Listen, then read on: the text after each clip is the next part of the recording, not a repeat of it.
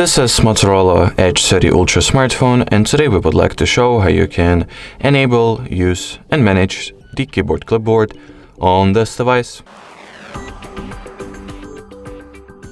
So first of all, you need to somehow launch the keyboard. Next, at the top row containing various icons and features of the keyboard that you can use, you gotta look for this very icon that stands for the clipboard itself. If it is not present over here, simply tap on these three horizontal dots in order to, well, get yourself to the full list of keyboard options.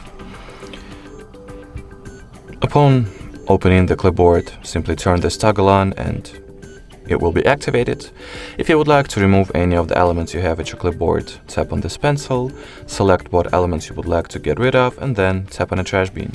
On the other hand, if you would like for something to be added to it, you gotta simply copy any piece of text, any character or whatever that you want to have at your clipboard.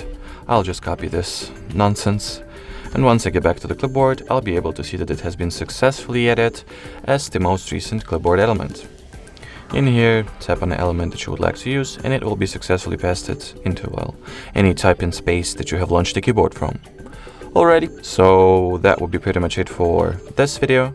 Thank you so much for watching, and bye-bye.